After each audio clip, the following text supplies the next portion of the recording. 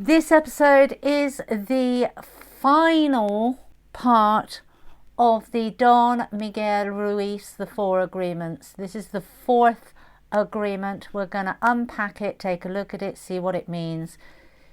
In the previous episodes, we had a look at what it meant to be impeccable with your word, how it was plausible to not take anything personally, and living in the energies of not making assumptions.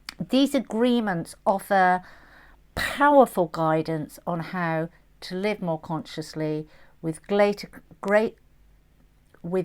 clarity and freedom.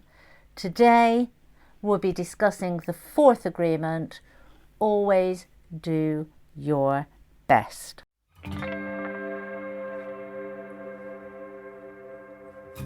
Welcome to Spiritual Midwife, the podcast that tenderly guides you through the transformative journey of spiritual awakening and personal development towards the ultimate destination of soul sovereignty. I'm Claire Attio, a medicine woman and dedicated guide to the profound realm of soul sovereignty, and you are listening to Spiritual Midwife.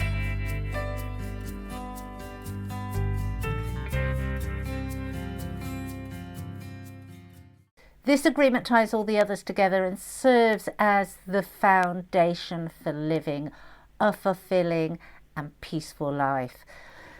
I know from personal experience, when I really entrenched myself and did deep inner work of really learning to embody these principles, things shifted for me, things turned around. And it's not about perfection, nor is it about pushing yourself to exhaustion. It's about showing up every day and giving the best of yourself, whether and whatever that looks like in the moment. As we explore this agreement, we'll talk about what it really means to do your best, how it applies in different situations, and the ways it can help you live with less regret and more satisfaction. So what does it mean, always do your best? It's a phrase that might seem really straightforward, but Don Miguel Ruiz adds an important layer to the understanding of this. He explains that your best is not a fixed standard. It changes from day to day, even from moment to moment. And when we can start to get our heads around this, things really do start to flow. Your best on a day when you're feeling energized, motivated and clear-minded is going to look very different from your best on a day when you're tired, when you're stressed, or when you're unhappy, or when old patterns and addictions just happen because in that moment we weren't consciously aware. And it would be so easy when we fall into that trap, that when we fall into that pattern, that habit, to think that we have completely effed it up for the rest of the day. What Don Miguel teaches with this 4th agreement is to step away from that, step back from that, okay?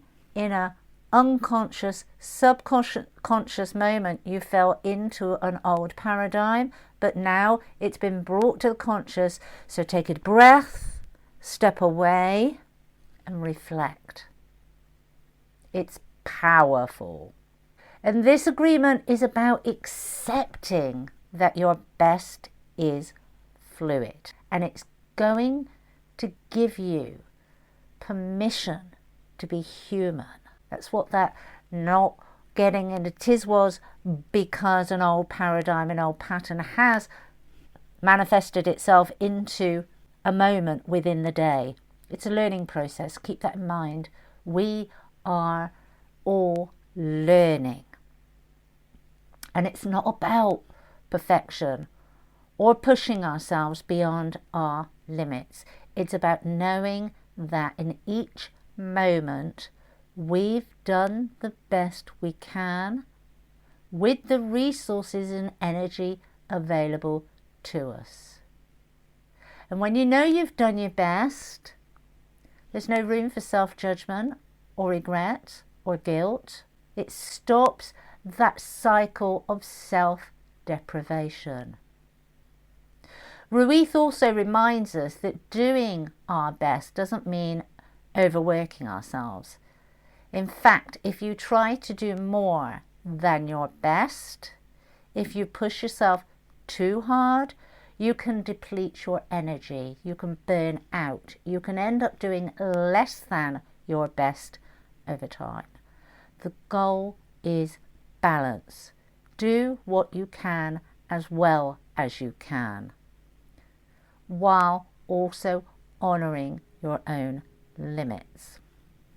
And I think that is a really important aspect of that we can all afford ourselves some room to learn, to grow. We've all grown up in a society where success has been measured by productivity, and so we rush. And yet this agreement is telling us again, take a breath, step back. What am I capable of at this moment? It's that learning to be able to feel into our bodies and regulate and be honest with ourselves. What am I capable of today? I know yesterday I was capable of X, Y, and Z because I woke up with a spring in my step and I was completely energized and I just boshed through the work. But what am I capable of today? What am I capable of in this moment? How am I feeling? How can I show up for myself that is going to honour where I'm at and what I'm capable of at this moment? And when we start to do that, it makes this fourth agreement an essential component because it gives us a practical way to live out the other three agreements. Always do your best is the action step that grounds the entire philosophy of the four agreements into our daily lives. Let's just take a moment here to connect it with the other agreements. So the first agreement is be impeccable with your word. Doing your best means striving to be impeccable with your word. But it also means acknowledging that there will be times when you make mistakes.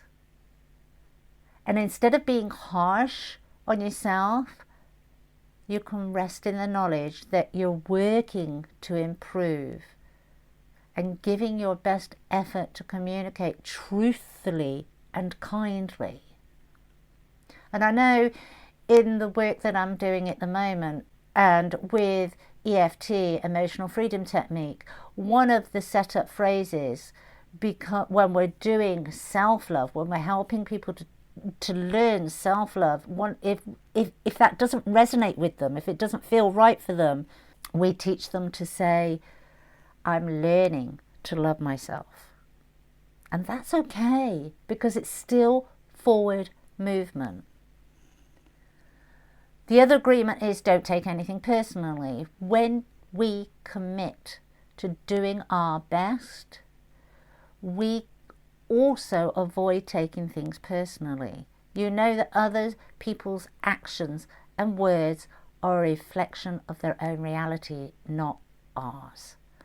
And as long as we've done our best in any given situation, we won't need external validation from others. And that's really important, because when we're seeking that external validation even, that is when we tend to overextend ourselves. And when we're overextending ourselves, that is when we deplete ourselves. Can you see how the cycles start, how the cycles form from the actions that we take?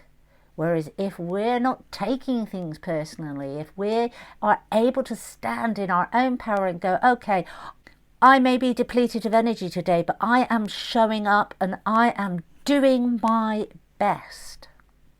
That is good enough. You don't need that external validation. You can finish that day and you can go home and you can step through the door of your personal sanctuary and you can go, okay, that was a rough day. I was really depleted of energy, but I stepped out. I stepped up and I did my best. The third one being, don't make assumptions. And by doing your best to communicate clearly and avoid assumptions, you create fewer misunderstandings. So if we go back to the day when we are depleted of energy, but we're still stepping out and we're still showing up, let people know, I'm here, I'm going to do my best, but I know I'm not running on full power today. And it's allowing that, not being perfect, trusting that you're giving your best and communicating clearly that you're giving your best, but you're also acknowledging that it's not the best overall. It's that clarity and that truth. And it's not about making excuses. I think some people sometimes can think, oh, I'm just making an excuse. If you're doing it on a daily basis, then you've stepped into a self-deprivating pattern. But if it's the occasional, I'm going to be honest, I had a really bad night's sleep last night, or X, Y, and Z happened and it was playing on my mind and I'm absolutely emotionally, physically, mentally exhausted. I've stepped out the door, I'm showing up, but I'm communicating, yes, I'm showing up. Yes, I'm going to do the best I can today, but I'm letting you know that that best is not going to be my usual par. That's okay. That's clear, honest communication. Your co-workers, the people around you, your family members are going to be understanding what's going on with you in that day. And so whatever you offer, they are going to appreciate. That all said, let's have a look at how we apply this in everyday life. So I'm going to give you some key areas where you can begin to incorporate, always do your best into your daily life. So one of the most important ways to live this agreement is by releasing the need for perfectionism. As from the descriptions, if we're always striving if we're always striving for perfection, we are not going to feel confident to say we're not running on full power. The second is adapt to each situation. Remember that your best changes depending on the situation. Some days your best might be highly productive and creative, and other days it might just be getting through your to-do list. Honour that. Be honest with it. And give yourself the credit for actually doing it. If it's just the to-do list, and I say just tongue in cheek because it's not just a to-do list. It's part of you, it's part of your role, it's part of what is needed to be done. And so give yourself credit for it. Find joy in the process. When we focus on doing our best, the process becomes more important than the outcome. And if you're on a spiritual journey, you would have heard the phrase many, many times, it's about the journey, not the destination. This is the same. It's about enjoying the process, not about the product, the outcome. Accept our limitations. Part of doing our best means acknowledging our limitations, knowing when to stop. And this is a biggie. This is such a big one for so many people because society has conditioned us that we get up at Ecky's time and we go to bed at Ecky's time. in between we're working and we have a couple of hours of recreation and then we prepare for the next day. If you're tired, it's 7:30 in the evening because you've had a really rough day, or you've had a lot of emotional upheaval, or there's been a lot going on in your life and you're really tired. You don't stay there until 10:30, 11:30 because that's your normal bedtime. Take yourself off to bed. Okay, you may wake up earlier in the next morning, but you're going to wake up refreshed, and the things that didn't get done the night before you can do when you wake up in those early hours. And you will do them with much more flow, with much more grace, with much more appreciation, because you're not knackered. The benefits of living by this agreement are greater peace of mind. When we know we've done our best, we can release any lingering doubt or self-criticism. We won't be haunted by thoughts of, I should have done more, or I could have handled that better. And I'm kind of chuckling as I'm saying this, because I've had a recent situation where I've kind of taken work home and mulled it over because I'm learning something new, and so that old program of perfectionism is kicking in, and I'm trying to stifle it down, I'm trying to push it away, but it's there and I have to acknowledge it's there. And when I do acknowledge it's there, I'm able to go, stop it, Claire. When I'm pushing it away on a subconscious, unconscious level, I'm not catching myself quick enough, and then I'm finding I'm mulling over and I should have done this and I should have done that and I should have done it this way and I should have done it that way. All of that is absolutely fine. Reflective work is very important in our lives, but we shouldn't be allowing it to overspill into our leisure time. The agreement gives us more resistance.